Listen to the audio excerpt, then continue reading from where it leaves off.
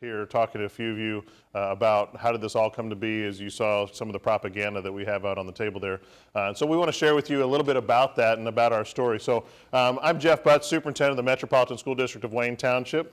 And I'm Mary Lang. I'm Chief Communications Officer for the district. Mary, you want to give them a little bit about your background? Sure. I've been with the district about 5 years, came right into this job, which was pretty overwhelming at the beginning because I'd spent the first 25 years of my career in television and radio news. So I had a firm understanding of how to do that, but then had to kind of flip my role and be ready to answer questions of reporters and, pitch them stories. It was a really different role for me, but it's one that I've really, truly grown to love. And then as I have found through doing the job in the last 5 years, there's so much more to doing this work than just, dealing with the media. So we'll be talking more about that as we go through the presentation. So we want to start out with, obviously since we had a great session yesterday on Maxwell, talking really about this leadership piece, because I think when we talk about marketing, it's not just about us. Even though we may be, as superintendents, the voice or the face of our district, it does transcend across all of our community. And that's been a big part of us and looking at what we do. And so when we do that, we of course have to go back and focus on why we do what we do. So for College Go Week, we went to our youngest scholars and we asked them, what do you want to be? And so as you look there, we see some of the things: teacher, principal, princess. This is the one that drives us. Because this young man wants to be awesome. And so how do we help him to be awesome? And I think that's one of the things that is important for us. So just to tell you a little bit about Wayne Township, our population in Wayne Township is 135,000. That's every resident that lives there. Our average age is 39. You see some of the demographics. One of the interesting things for us, and we have to be cognizant of this, our Caucasian population in the MSD of Wayne Township is 64%. Yet in our school district, it's 37. And so our demographics within our schools do not mirror necessarily the demographics within our community. We have a multi-generational family structure within our community of people that have lived there who do not necessarily know what's going on in our schools, who have not remained connected. One of the things we learned in our referendum is about 24% of our residents are directly connected to our schools because they have children. So that leaves a large population, 76% of our folks, who have no direct connection to our schools. That is part of what drives us with telling our own story as we look forward. You'll see African American, 32% of our population. Latino, our fastest growing group in Wayne Township, is 27%. Interestingly enough, I had a conversation with one of our principals just last week, a school up on the north side of our district, right in the dividing line between Pike and MSD of Wayne, 950 students, and of those 950 students, 57 are Caucasian. It's been a huge shift for that North Wayne community. Similar demographics when you go to the east side of our district and you look at the Latino population, over 60% in a school that is Latino. Many of those are ESL students, students that are 1s, 2s, and 3s. And so that raises also another issue for us. Free lunch, 69%, reduced lunch, 9%, and our mobility on average is 27%. I had a conversation with Rich Arkanoff yesterday, who happened to be a product, or at least had attended some of our schools. And one of the schools where many people remember as one of the most affluent communities in Wayne Township back then, now has 47% mobility. 47%. And so we've seen a pretty big shift, and that also has driven our story. So what makes us an expert? Nothing. Absolutely nothing. We're kind of muddling through this. Mary and I have grown together. Mary has transformed from a reporter to a chief communications officer. And that is a huge, if you've ever worked with a person in your district who does PR, who does communications, you know it's a significant shift to telling your story on the media side, on the reporter side, and telling your story on the school district side. And Mary could talk a little bit about that transition. We laugh about it quite often. That's right. But many of you recall what happened 5 years ago. Actually, 5 years ago and about 3 weeks. And that's when a situation occurred in Wayne Township over my predecessor's contract, one that has impacted all of us if you've had to renegotiate your contract and post it on your website. When that happened, that created a huge issue in our community of trust. It created a huge issue in our community of misinformation. And so we began very quickly to roll out, what does our communication plan look like? How are we going to market this district so that we can continue to have people trust us and rebuild that trust? And that was a huge piece of beginning this conversation. And we also knew prior to that we were in a situation with a declining AV. We were in a situation with students who were moving to other places. We have some wonderful districts that surround us where people who are mobile, people who are moving up in their careers and advancing through their life are looking for newer homes, looking for different opportunities.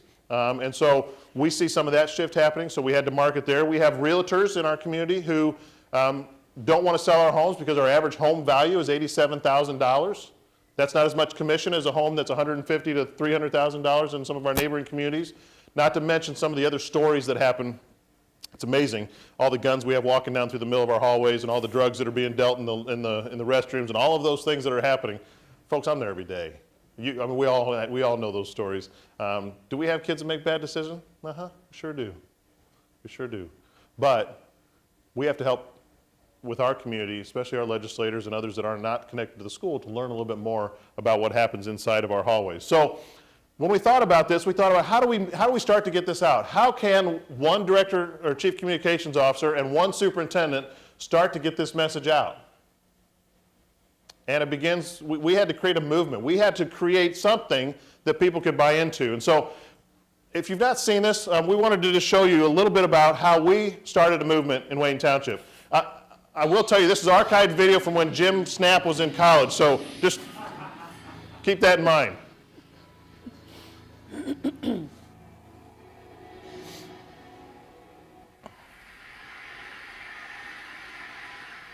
and gentlemen, at TED we talk a lot about leadership and how to make a movement. So let's watch a movement happen, start to finish, in under 3 minutes and dissect some lessons from it. First, of course, you know, a leader needs the guts to stand out and be ridiculed. But what's doing it so easy to follow. So here's his first follower with a crucial role. He's going to show everyone else how to follow.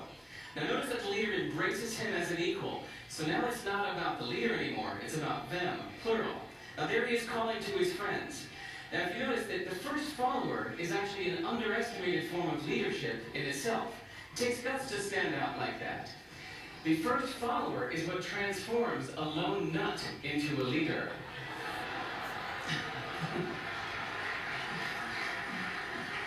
And here comes the second follower. Now it's not a lone nut, it's not two nuts, 3 is a crowd, and the crowd is news. So a movement must be public. It's important to show not just the leader, but the followers, because you find that new followers emulate the followers, not the leader. Now here come 2 more people, and immediately after, 3 more people. Now we've got momentum. This is the tipping point. Now we've got a movement. So, notice that as more people join in, it's less risky. So those that were sitting on the fence before now have no reason not to. They won't stand out, they won't be ridiculed, but they will be part of the in crowd if they hurry. So, over the next minute, you'll see all of those that prefer to stick with the crowd, because eventually they would be ridiculed for not joining in. And that's how you make a movement. But let's recap some lessons from this. So first, if you are the type, like the shirtless dancing guy, that is standing alone, remember the importance of nurturing your first few followers as equals. So it's clearly about the movement, not you. Okay, but we might have missed the real lesson here. The biggest lesson, if you noticed, did you catch it? Is that leadership is over-glorified. That yes, it was the shirtless guy was first, and he'll get all the credit, but it was really the first follower that transformed the lone nut into a leader. So as we're told that we should all be leaders, that would be really ineffective. If you really care about starting a movement, have the courage to follow and show others how to follow. And when you find a lone nut doing something great, have the guts to be the first one to stand up and join in. And what a perfect place to do that, Ted. Thanks. So while we were the lone nuts, we had to find those first followers to help to carry our message forward. And one of the most powerful things we have is communication. One of the most powerful things we have is our opportunity to share our story. And how we utilize that really has that significant impact in our community of what the perception is from those not only who have a direct interest, but those who do not. And so wanted to just take a moment here. I'm going to ask you to talk to your shoulder partner, whoever that may be. Some of you may have to move for a minute, or you can talk to yourself if you want to be by yourself. But just have a real quick conversation, about 60 to 90 seconds, about what kind of things do you do in your community? What kind of mediums do you use and modes do you use to communicate with your public? So let's take a minute and do that. All right, so I know we didn't take enough time, but let's start to wrap up our conversations just a little bit. Let's just popcorn out. What are some of the ways that we communicate with our publics? We'll go around the room. Basically, word of mouth. Word of mouth, so getting out and talking to groups. Jim? Use this little postcard idea that we send out every month. It's been really effective. I think Outstanding. you might be the first in the area to do that. That's great. That's great. We'll have to get some examples of that from you. Great communities, great schools. Outstanding. That's awesome. Social media. Yeah, Same thing. social media, yeah. Same thing, we also produce videos Yeah. that we get out there on a weekly basis, like minute to 3-minute videos, How do you distribute those? through social media predominantly. Okay. And sending out to all of our constituents through a distribution list Yeah. on a weekly basis, pretty much. That's great. Other ideas? Podcast, all calls, Yeah, great. Over here, other ideas that haven't been mentioned? that television studio we do interviews. Perfect. Yeah, Mary will talk a little bit about some of the opportunity. We've tried to do some things with alumni as well, which has been kind of fun. Right. Other ideas, anything that hadn't come up? So those are some ideas. One of the things that I did, and this was an exercise several years ago, if you've ever done Wordle, you go in there, you can put all the different ways. And so I put all the different ways and different groups that I had the chance to communicate over the course of a year, and of course created this visual for all the different kinds of things that we do to communicate. And so that's something that was important for us as we looked at kind of where we're communicating our message. We also have to remember who we communicate to. I mentioned that 74% of our community is not directly connected. We have several senior living centers in our community. We have, on average, 27% mobility, 80% free and reduced lunch. But yet we also have some very affluent, long-time, upper middle class to middle class families that went through Allison's and retired from Allison's and were part of that manufacturing movement when that was a significant portion of our community. And so our message has to be a little bit different. There is no average. One of the videos, if you're a TED Talk person, one of the videos that speaks to this is how the U.S. Air Force designed our fighter jets. And they designed the cockpit for the average pilot. And what they found out is our pilots were not nearly as effective because there is no average pilot. There is no average size for our pilots. Some were able to get to the controls easily, some were not. And so they had to redesign the cockpit in our fighter pilots so that they could be adjustable for the different pilots that are in those. And so, great example on that. Mm-hmm. But wanted to talk to you a little bit about slogans. You saw it on our slogan. We have "We Are Wayne." Mary's going to talk about that in a minute. But once that slogan connects, it sticks, and people relate that back to what you do. It's your brand, it's your market, it's very powerful. I put up some examples here. While we don't do much more with cigarettes anymore, everybody remembers "You've come a long way, baby," at least in our generation. Be all that you can be. We immediately think of Army. Where's the beef? Remember the old lady that used to, with a little patty on the, It takes a licking and keeps on ticking. Some of these are timeless. They've been around forever. Got milk? Dairy board? Nothing runs like a deer. Zoom, zoom, Mazda, we know that one. Melts in your mouth, not in your hands. I'm loving it. And of course, just do it. Now, there were 50 others that I could have put on here that we easily would know exactly what the product was. So what does that look like in your community? Well, in our community, it looks like this. It's "We Are Wayne," and actually, I don't have it to show you today because we're still tweaking it, but we've actually developed a logo. If you noticed in the slide right before this, it said "Just Do It," but of course we all know the swoosh, right? And that's really the thing that makes people think Nike, even more than those words. So we have created, and maybe next year at this conference, we'll do an updated version of this presentation and show you what we've come up with. But "We Are Wayne" is our slogan, our motto. And it evolved out of a conversation that Jeff and I had with a teacher and I think a few other students sitting around having lunch at the beginning or right before Jeff began his superintendency. And we were talking about what could we come up with or what could sort of evolve as a motto for our district. And we threw a lot of different things around, and I think you're the one who came up with, we were talking about We Are Marshall, I think, and then, hey, how about We Are Wayne? It has a ring to it. Well, it really has stuck. So that has been our slogan, motto for the past 5 years or so, and you'll see it throughout our district in many different forms. Great schools, great communities, sort of the tagline, and that came out of our 2-year process that we did, which I'll tell you about in a little bit, of strategic planning. It's a process that still is going on, but the thing that we realized through that process was that we needed to, in many ways, reach out and touch our community better than we had been in many different ways, and we wanted our community to know that we couldn't live without their support. So those taglines came from that process. So let's talk process a little bit. It all has to start, and our administrative structures look differently in our district depending on size and kind of makeup. So this is the superintendent's cabinet. Assistant superintendents for elementary, secondary, curriculum, technology, communications, HR, and CFO. We meet every month, I wish we met every month. We meet every week. And we've made it a safe place behind that closed door to have really deep and challenging conversations. The goal there is that we lay everything out on the table and we make sure that we are united when we walk out. And we carry that united message when we leave. That's important.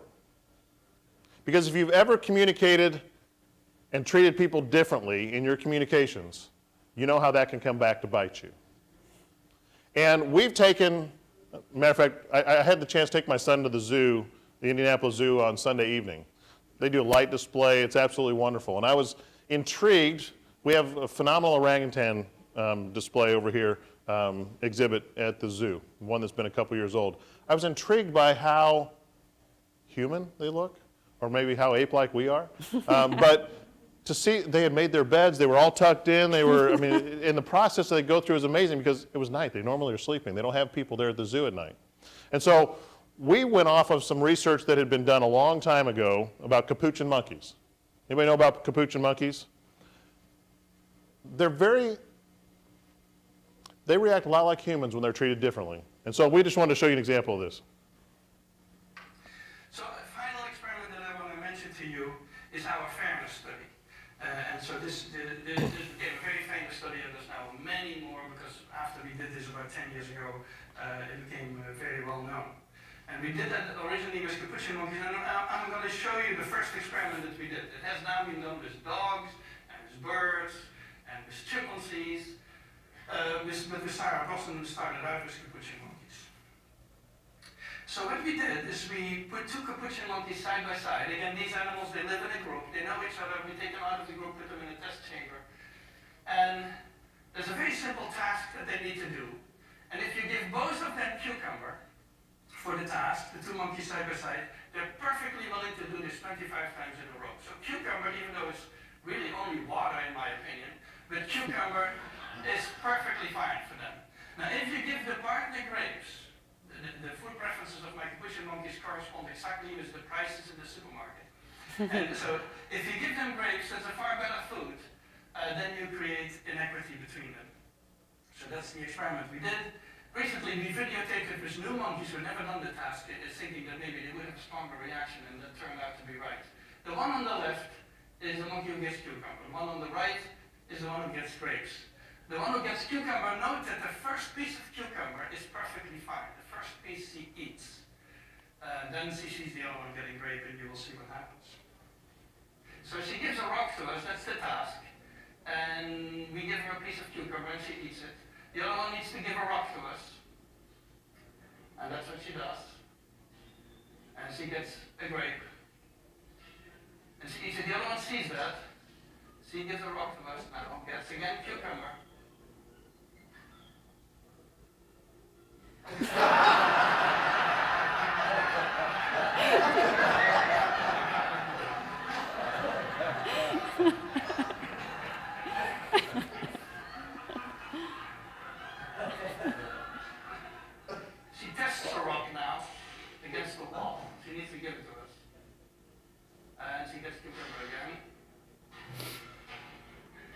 So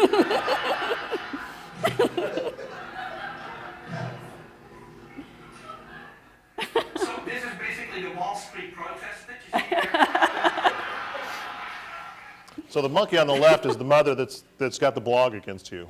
It's the one that we've somehow treated differently and haven't gotten our message across to them yet. And so going back to the importance of having that unified message, for us, it starts at the cabinet level. It starts at our ability to communicate with all of the different groups that we're responsible for. And so we came up with a couple things that had to be true as we looked at those.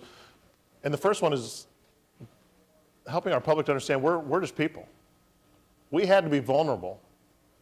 We had to be okay being vulnerable and allowing people to reach out to us and question us. And as superintendent, I had to be able to also demonstrate my commitment. My wife often laments about the fact that we aren't able to live in maybe a nicer home in a nicer place. We just don't have that kind of housing in Wayne. But it's important for my community, and it's important for my board that I be a member of our community and that I live in our community. And so that's part of it. We attend church in our community. I mentioned that table that you see out there in the entrance. That table is in every one of our churches at some point during the school year. I keep most of that stuff in the back of my truck because we have a culture that we've developed that our clergy invites us out to church every Sunday. So Tammy and I very rarely get to our home church. Our pastor understands that. But we're in other churches all the time helping to spread our message. And then because our cabinet is united in that message, because we understand the culture that we're trying to create and what our message is, we then can pass that down to our principals. Our principals can understand what we want and understand what our message is, and they can pass that down to our teachers and all the employees that are within their buildings. It is a process, and it's an ongoing process. But I mentioned just a few minutes ago the strategic planning process that we've become involved in and have been involved in for about 2.5 years now. I'm trying to remember, was it 1993 that we last? 92. 92. So we had not undergone strategic planning in our district since 1992, and Jeff came to realize that and thought, a few things have changed for all of us, and especially in our district since then. So we knew it was time to take another look at what we were doing there. So we engaged so many different groups within our community. It was a tremendous process. I think you can go ahead to the next slide there. We involved members of the community, so business folks, elected officials, parents, faith-based leaders, and school board members, of course, and then students and administrators from MSD Wayne. I think one of the important things that we found in our process was that I think every district has that key group of people that you always call on for different things. They, of course, were part of this, but we were really able to expand the number of people we reached in this process by, I'd say, 5-fold, because we had about 150 people involved from the beginning to end. So as we went through the strategic planning process, we discussed and discussed and discussed, and came to 3 pillars or strategies that we decided we wanted to pursue in the years ahead. One was building more community. We have a great community, but we needed to build that sense of connection with each other, both among community members themselves and between our schools and community. As Jeff mentioned, we have 70+% of our folks living in our district who don't have any kids in our schools. We knew that we needed to reach out to them better. Access to learning for all is another pillar. And then marketing, our third pillar, has become something that's obviously been under my umbrella, but has been broadened because we now have this great group of people to work with. So the interesting thing about our strategic plan, many of you may have a strategic plan. You have a booklet that lists out what your strategic plan is, all the goals you have and your mission, your vision, and all of the strategies that you're going to accomplish over the course of the next 4 to 5 years. I informed our board very early it was never my intent to publish any document about our strategic plan, because our strategic plan is not a document that we're going to refer to and that's going to sit on a shelf. It's a document that's going to continue to evolve because our community continues to evolve. Plus, I didn't want to publish another booklet. But the reality is our strategic plan is evolving at all times. I didn't want it to be anything that just sat on that shelf. And so we have very clearly defined what our tasks are, and we continue to give updates to our board. But when somebody says, can you give us a copy of that? No, we can't. That was never our intent. So we're in the 3rd year of our strategic planning process, and we'll continue to do that each and every year. We began with 50 Guiding Coalition members. We had another 150 the following year. This year we have several committees that Mary will talk about. But as we look at community, there were several things we had to look at, and Bob Ash mentioned Harmon Baldwin. In 1962, Harmon Baldwin was 40 years old and was the first superintendent of the MSD of Wayne Township. 465 only went down to 10th Street. And Harmon talks about when he came down, Harmon was the one who was responsible for purchasing the property where Ben Davis High School is currently, along with his board. So Harmon was the first superintendent of MSD of Wayne Township. I happen to be the fifth. And so Harmon and I had a chance to sit down when we had our 50th anniversary and talk, and I asked Harmon, hey, would you come and talk to during opening day? Would you give a rousing speech 50 years later after you were superintendent of Wayne Township? He said, at the time he was turning 90 actually, he said, you know what, I'd love to, but it's my grandson's birthday and I promised I'd take him to a Cubs game. And so Harmon was up in Chicago. So when Bob talked about Harmon being active and amazing. So there is a video that we filmed on our website of Harmon talking about those days and the things that we couldn't really refute many of them, but the things that he recalled from his time 50 years ago back in Wayne Township was absolutely phenomenal. And we all could hope that we still have our faculties about us in that way. But go back one if you wouldn't mind. This is the first school that sits on the property where the Wayne Township Ed Center is right now. You'll see that bell tower up there. That's also, if you look at our logo, that's also the same schoolhouse on our logo, our original logo, that talks about Wayne Township schools beginning in 1852. This is, of course, the school from 1892. And we actually have the bell that was up in that tower. We've just recently, within the last year, reacquired that bell. It has been to a couple farms and a couple other places. It ended up at the Historical Society. We now have it back, and you may see it at a football game or two coming up. I think that's the plan to utilize that bell. Schools in Claremont, we had to look at our diversity. I mentioned to you that we've changed quite a bit, and so that was a huge part of what we were doing. Our identity, you'll see We Are Wayne. Now, this is pretty powerful.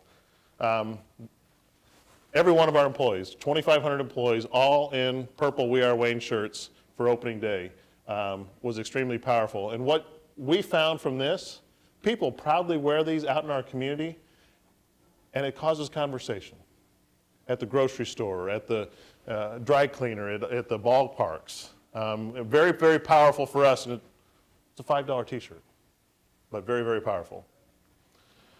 The high expectations that we have within our community, and it was interesting in this conversation. Bring 10 people from your community together in a room and ask them what community means to them. It's fascinating the responses you'll get.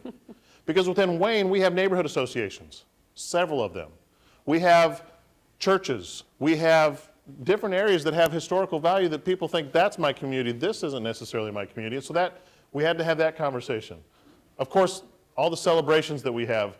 You'll notice that we have one person who's out of step. Here, she's our director of college and career readiness. We remind her that every time we show that picture. But that's dancing on opening day. And you'll see, again, marketing our 50-year anniversary. The pride we have in our students with our Purple Rain, we play off of purple, has no reference back to Prince or the symbol once known as Prince or whatever, but Purple Rain is our student group. Our community partners, which are huge. This is our trustee, actually doing a build project that Lowe's provided for us.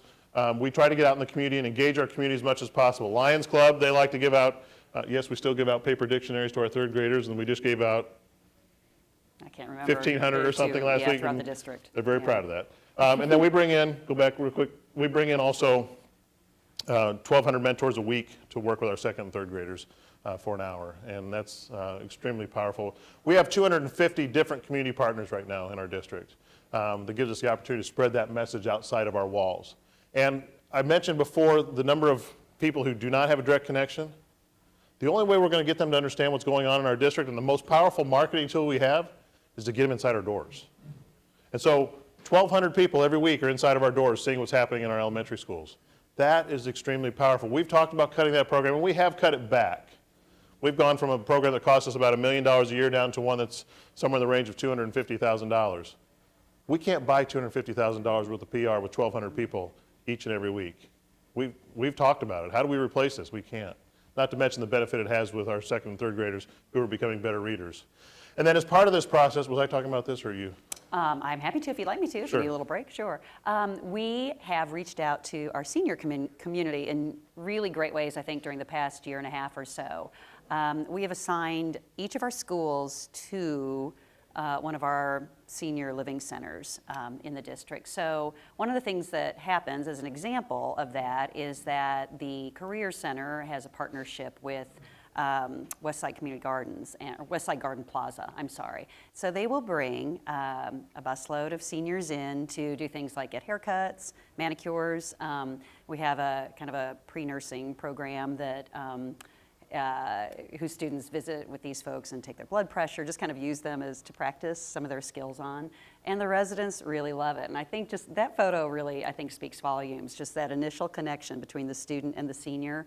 It's been really good for both. It's been great for our kids because some of them don't have grandparents around or anybody who's elderly in their lives, and so they kind of reach out and touch that aspect of the world in this way too. We took our voting file for all residents over the age of 65, and we sent them all a temporary VIP pass. And we invited them to come in and actually get a pass with their picture on it to be a Wayne Township VIP that would allow them into our events for free. Many of our people had no desire of using it when they came in. They had no desire of ever attending one of our events. They just wanted the pass that had their picture on it and said, I'm a Wayne Township VIP. And for them, that made them feel extremely special. And so and then with each of our senior centers, we've given them a set of blank passes so they can bring a busload of people in to see. We had Snow White last weekend. A couple weeks ago, we did Shrek. Of course, this is the time of year where we're all doing holiday programs, and several of our groups have gone out into the senior centers and have done programs. We have classrooms that have adopted a resident and residents that have adopted classrooms, and they do writing letters back and forth. And so just a really powerful way, because many of us are depending upon our community to support us outside of their normal property taxes through referenda. And if you've checked your voter file lately, that's the group that is most engaged in the primary and in the general election. And so we have to help them to better understand. We're not telling them how to vote. We were very clear about that going through our referendum process. We weren't telling them how to vote, but we wanted to make sure they had the right information and that they knew what was going on in the schools that we're asking them to support. That was very critical for us. So we're going to go through real quickly on this next group. As you thought about all the different ways you communicate and the different groups you communicate with, again, I'm just trying to throw a couple slides together on some of the different ways that I do that. Question? Yeah, I got a quick question, Jeff. On the VIP for seniors, Yeah. Was it basically an invitation to come in to get the picture taken? Is that how? Yes, we did.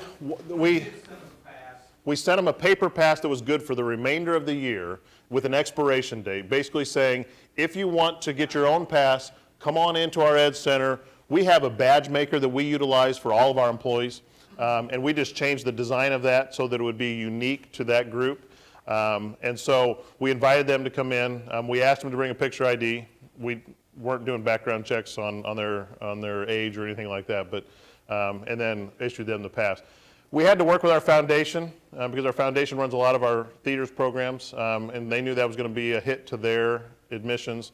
Our athletic department, we had to work with them, and so it was a conversation we had, and really I said, if it's that much of a hardship to you, tell me how much I owe you, and we'll cut you a check. But this is an outreach for us. We think this is important, and so it's been well received. It was a little bit of a growing pain conversation we had with people when they started realizing, well, how much money are we going to lose? Not that much. There's not that many people. They're not coming into droves. The other thing we're working on doing, when we have specific invites, like if we invite a senior center, for $1, we'll give them a popcorn, a soda, and have a VIP section for them to sit in, obviously on the first couple rows. And so those are important for us too, but we're trying to be intentional with bringing them in, especially for fun events and things. So I think we were surprised by how much people absolutely loved it. Very I think much. it was a surprise. you know, we weren't sure if people were going to just kind of dismiss it and throw it off, but they wanted that badge. They really did, with their picture on it. They really did think that was pretty cool. So here's some of the ways that we go around and market our district. Does it take time? Yes. Is it difficult? Yes. Of course, your Board of Education, we've got to have them on board. They have to be communicating the right message for us. And so during our board meetings, we do recognitions. We try to make sure that they have the right information that they can pass along as well. Utilizing all of our media. This is actually taken outside of the window from Scott Ham back outside of his education center in Tippecanoe County. We don't do this anymore, but there was a time where we had billboards around the state for our virtual education academy. Scott was kind enough to send that to me. Yeah, he was thrilled. Facilities and grounds. It took a little while for our folks to realize that the aesthetics of our outside facilities are critically important for me, because this is Chapel Hill 7th and 8th grade center. This is the inside of it, but this is on 10th Street. Many of our folks that are driving from Hendricks County downtown drive down 10th Street and may never see anything about our district except the front of this building. And so I'm as specific as I want every blind to be level. I want the grounds to be taken care of. I don't want there to be weeds in our garden, all of those kinds of things. This is a facility. This is Keep Indianapolis Beautiful. We have partnerships with them. This is a facility. We tore down an elementary school. The site isn't big enough to build another school on, but we weren't ready to sell the property either. And so we worked with our churches to create a community garden. And we let them we don't charge them anything.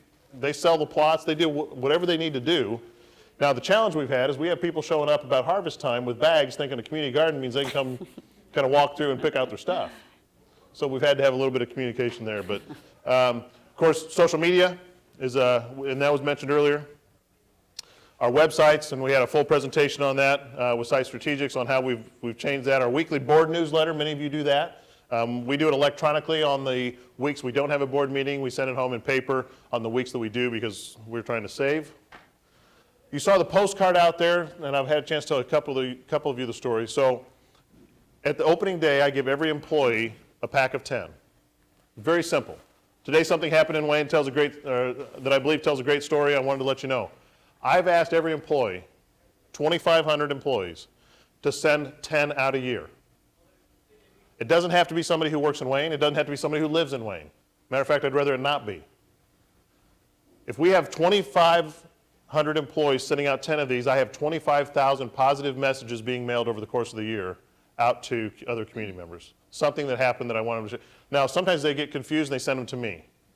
I don't want them sending to me. I want them sending them out. On the backside, we have return address. So that's just a little thing to help them with that. Internal and external newsletters, Mary puts those together. Do you want to mention anything about those? Sure. We just use Constant Contact to do these. So the internal one is Inside Wayne. That goes to our employees. External, We Are Wayne. That goes to the list that we put together, parents and community members, businesses, and so forth. And both of them are monthly. Our postcards, and there's an example of that one for our new app. We moved to postcards last year. People don't read newsletters. Think about the newsletters you get at home. How often do you truly go through that newsletter and read all the pages in there? You don't. But when you get those political postcards, you look at those.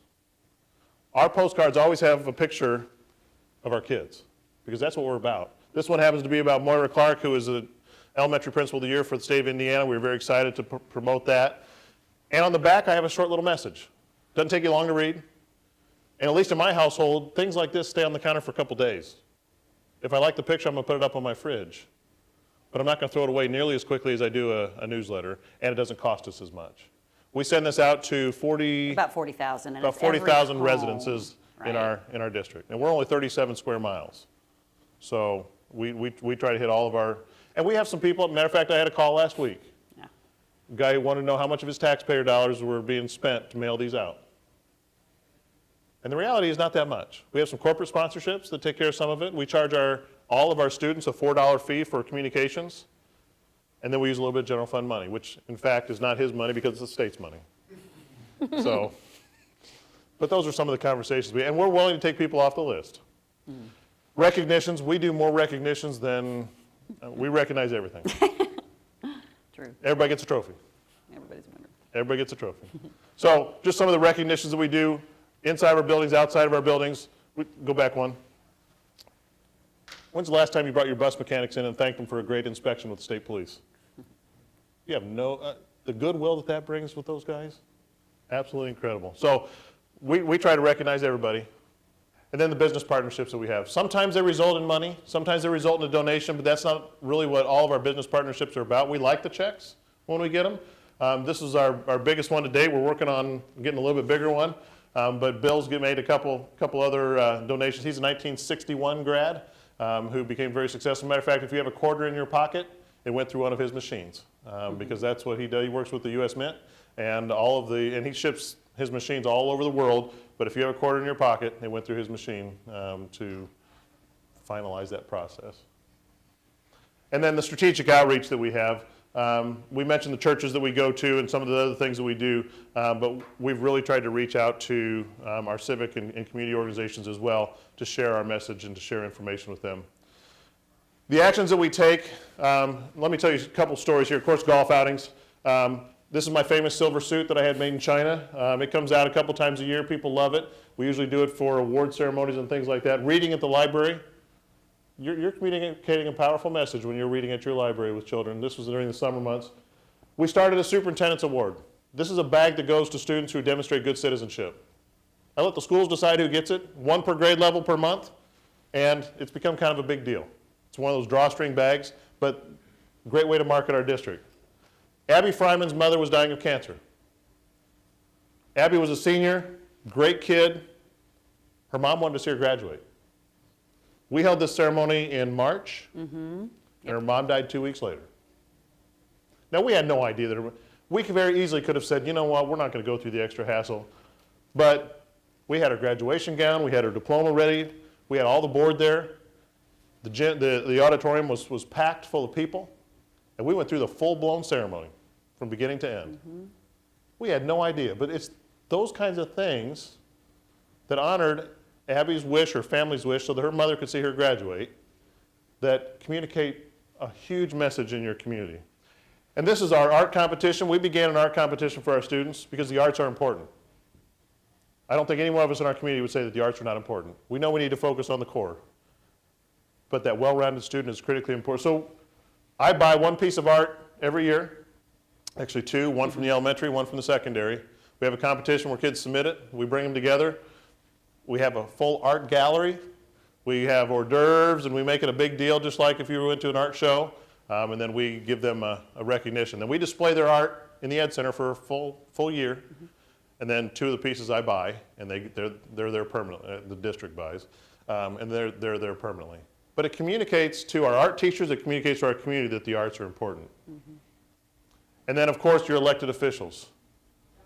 Get them in our buildings as much as possible. They're making decisions without knowing anything about what's going on. And so we try our hardest to bring people into, who's our next governor, by the way? No. Possibly, at least a candidate. We try to bring in every single legislator that we possibly can. We've had Governor Pence in our building several times, Congressman Carson, of course, State Superintendent Ritz, our other state senators, trying to help them to understand a little bit about what schools are about. Access to learning for all, we're not going to spend a lot of time on this, but one of the things that was important to us is that we also opened up our schools to our community. It wasn't just about our children learning. It wasn't about those who are in our schoolhouse each and every day. And so we're going to do what's called Wayne Shares in January, where we're asking our businesses and communities to come in, insurance companies, banks, wellness centers, you name it, helping our adults to have another opportunity to learn. There are people that want to know more about how to do financial planning. There are people that want to know more about all kinds of things that our community has. And so that's what we're opening up, and that's the greater access to learning as we move through that piece. We'll spend the rest of the time on our marketing strategies. Yes, Marketing Wayne. So that is the third pillar of what we were doing with our strategic plan, and you can go ahead and go on to the next slide. The committee that we had looking at this in the second year of our strategic planning process consisted of about 50 people. Two of them were teachers who had done a study on thriving communities, and I won't go through all the details of it, but just know that what they looked at is the fact that communities thrive when there are great partnerships, lively partnerships, and especially partnerships between the school system and the community at large. You can go ahead. The goals and objectives of our marketing committee were to improve our sense of community in which our schools and then all of these other organizations were working in partnership to promote and serve all of Wayne Township. We identified 10 strategies, and one thing I'd just kind of say as an aside is that if any of you are going through or intend to go through a strategic planning process, it can feel really daunting. When you start listening to your community more and hearing what they think needs to happen, it really feels like, I mean, my feeling almost at every meeting was, how on earth are we going to accomplish all of that? And I think what it came down to for all of us was setting strategies, realizing that you take one step at a time, realizing this isn't going to all happen in 6 months, a year, 2 years, or even 5 years, that this is an ongoing process and you just kind of have to chip away at it. So at any rate, we identified 10 strategies. You see 3 of them up there. Paint the town purple is one of our strategies. Of course, that's our color, and we have a committee devoted to that. Increase the outreach of our Area 31 Career Center. We have so many cool things happening in that center already that could benefit the community more than they do. Like, for example, that picture again of bringing the seniors in to get manicures and get their hair cut and so forth. Then we also talked about the importance of strengthening our partnership with the Westside Chamber of Commerce, which has become a really vital group in the past 5 years or so to promote both our schools and community. So if you identify those groups within your community to partner with, I think you'll find that you'll be able to go farther. The committees that we created out of our strategic plan were these: our marketing committee, and that one's up and running. All of these are up and running in one way, shape, or form. Area 31 outreach, Paint the Town Purple, which I mentioned. The bicentennial of the state is next year, so we have a committee that's looking at how we in Wayne can tap into that. What are some things about our history that will align with not only what our community is experiencing with the state bicentennial, but what can we do with our students that might be a little more fun to tie them into that. So community, state. The Wayne Portal, which is a website that is being developed to help people in our community understand what we have to offer to them as a school district, but what other parts of our community also have to offer. And Dr. Butts talked about the Wayne Shares event that we're having next month. It's kind of that in a website. So we're figuring out, that's going to be a challenge for us to figure out who's going to maintain that. And who's going to set it in motion and maintain it, because we already have a lot on our plates. I know that you do too. Looking at all these things, and this was one of the things that we felt, I think, in our strategic planning process was we're getting all these great ideas. How do we, as school people, have time to do them all? And the answer is we don't. And so we are handing things off to our community, I think, in a new way. I think it might be sometimes a little challenging to our comfort zone because we feel like we know and we can do it better. But boy, you'll be surprised, I think, when you start the process, what you have out there in your community in terms of expertise and people who do want to help. And then our Health Advisory Committee is doing some really cool things, including a Wayne Wellness Challenge that we have going right now, and then we're doing the Wayne Winter Games in January, which is involving our community and staff, kind of a prelude to what's happening next summer in Rio, but much more cool, I'm sure. And then Habits of Success, do you want to jump in with that? Real quickly, this is kind of this is our newest phase. We began the conversation a year ago with reinventing high school. As we continue to look at what is being expected of our graduates and how we best can prepare them for life outside of, and being college and career ready, we knew that what we do each and every day inside of our high school may not be enough, and that we may not be truly preparing them to be independent and self-sufficient and have some of those other soft skills. We all have millennials that are working for us and that are still going through school, and some of us have children that are in that category, and we know that it's a very different thought process. And as we focus so much on the core, we've gotten away from some of those other things that our community sometimes longs for, those things that we used to have as specific items that we would teach, or that at least that we would focus on inside of our schools. And so as part of that reinventing schools process, the reinventing high school process, we took a look at the 16 Habits of Mind, and we created what's known as the Wayne Habits of Success. Everything has Wayne in it, if you haven't noticed. Wayne Winter Games, Wayne Challenge, We Are Wayne, Wayne Habits of Success. We make it our own. So we take things that are working and we make it our own. In these Habits of Success, we also wanted to tie in with the Wayne Westside Values. Wayne Westside Values began in 1986. It was a very popular program, very well embedded in our community for a long time, but as with many things, if you don't have those champions, they kind of fade. But we still have some people in our community that remember those and value those, and so do we, because we think they're important. So what we've done is we took the 16 Habits of Success, what we call the Wayne Habits of Success, and we have then combined those with our Wayne Westside Values. So an example would be the Wayne Westside Value, faithfulness, family, and friends. The habit of mind will be responding with wonderment and awe. So that's November's. This month would be service to others. The habit of mind is listening with understanding and empathy. And so Mary and her marketing group are coming up with posters that will have each one of these for each month. And the Paint the Town Purple Committee will then take those out, and we want to have those in our businesses. We want to have some kind of a logo, some kind of a design that identifies that business as being a partner, as somebody who's helping us with these habits of success, because these are not just about our schools. These are good for adults too. I go back through these all the time, think, yeah, I need to work on my managing impulsivity, which is one of those habits that we're working on.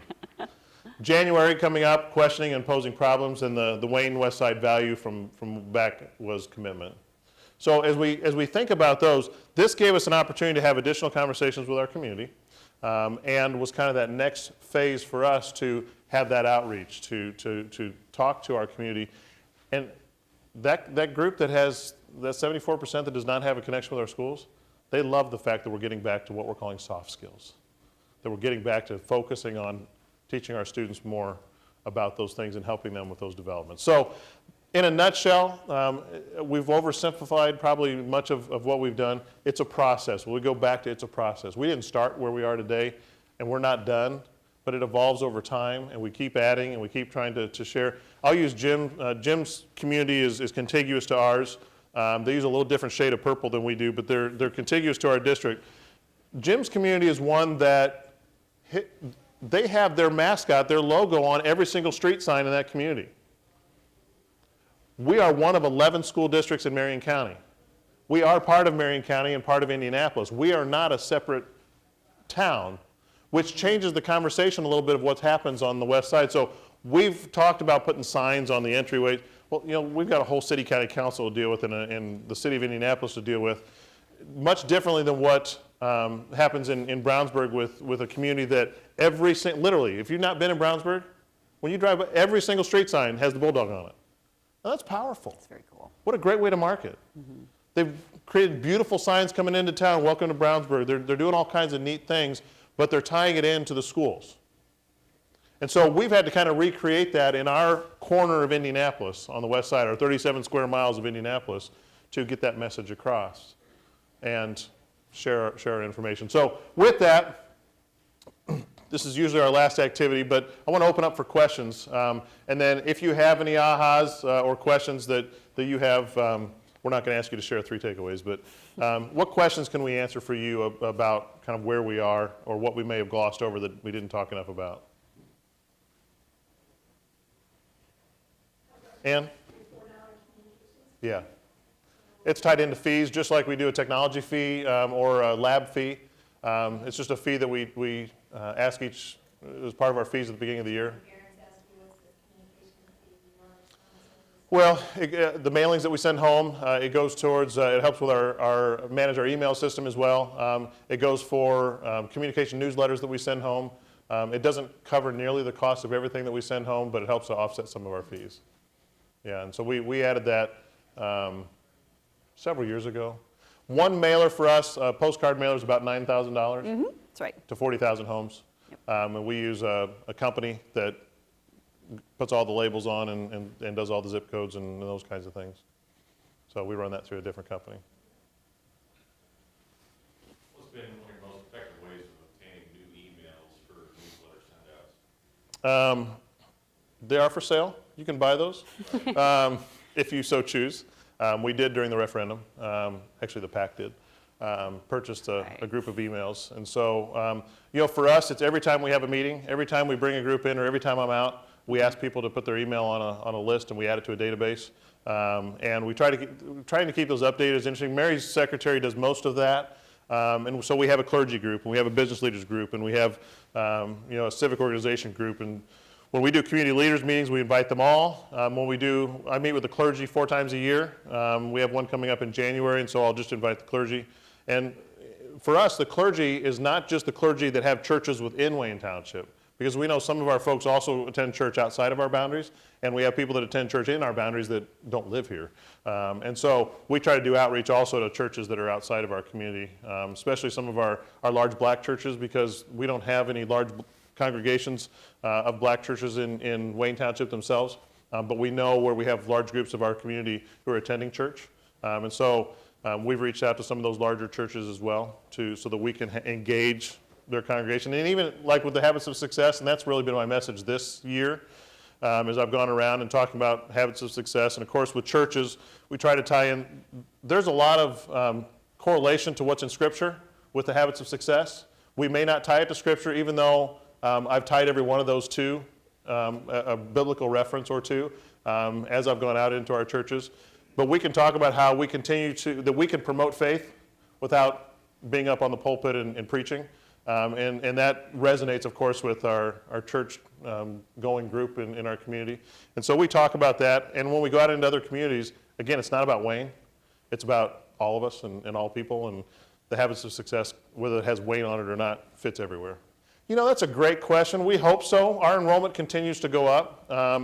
And so we would say that yes, we've had a direct correlation there. We do accept out-of-district students. And this year we had about 600 out-of-district students who came to Wayne who do not live in Wayne, but we had 400 leave. That's right. So we have about a 200 net gain. We have about 400 students who leave us and go other places. And it's interesting because you would think that they wouldn't come from one community that may be more affluent into our community, there is no rhyme or reason. I will say that the largest group that comes to us from out of district is from IPS. So Indianapolis Public Schools, and especially from our desegregation area, because this is the last year for deseg.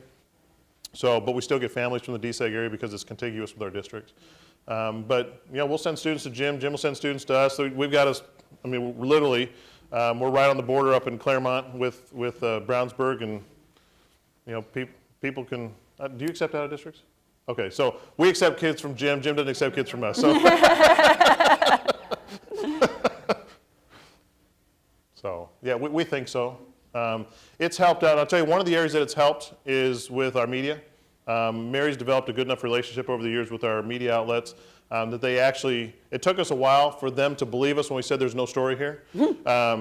And we're at that point now where Mary can say, yeah, there's really no story here. But we also do stories that we don't have to do, I guess. You know, we try to do the non-crisis stories also when we can and help a reporter out because they're just looking for somebody to put on camera. They just need a quote.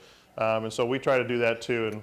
And when you do that, when you develop that relationship with them, then when you pitch something to them, if you have credibility and you've also been responsive to them, they'll listen better. I mean, we've had some great coverage of students and staff over the past year that I've been really, really happy about.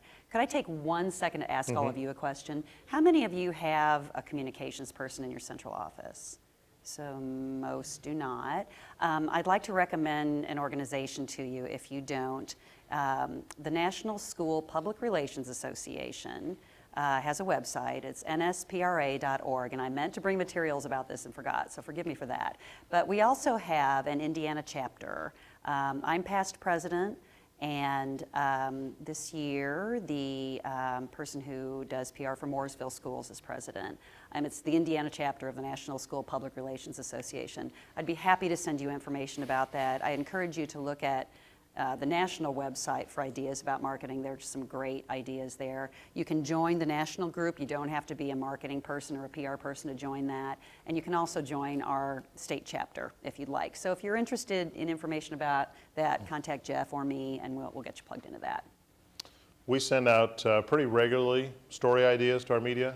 They don't pick up on a lot of them, but if they have a slow news day, they're looking for something to get up there. So that's another great way, if you have a media outlet close to you, to send information to them. We write a lot of stories for them because sometimes they don't have the time and they're not going to get the information correct anyway, so we'll give them the majority of the story. I think those are critical pieces also to help market yourself in your community, and especially when, you know, because we are a large urban district and because we have people that are afraid of driving through our community or whatever it may be, we have to share some of that information that not all kids that are walking around holding their pants up with dreadlocks are bad kids. You're just not used to talking to them or seeing them. They're great kids if you sit down and talk to them. They just dress differently than you do. It's a cultural thing. It's not bad. But that's a whole different kind of conversation. And we don't have sidearms in the schoolhouse other than our SROs. And we don't, you know, those are important conversations. So our graduation rate in our community has risen from 60% when I arrived to 94% last year. So of course we touted that. But that piece is important when we start to talk to our community about knowing what their school is producing and knowing that we're producing graduates that have options. We talk about that, graduates that have options.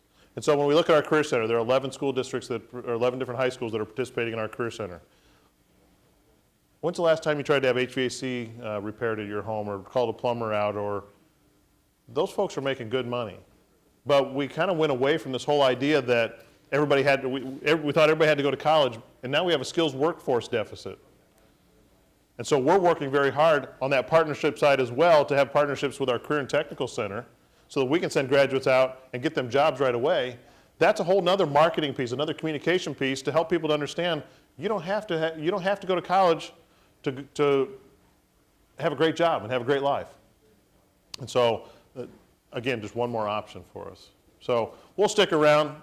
Thanks for tolerating us and listening to our story. Hopefully you gained a little something. There's some freebies out back or outside the door here.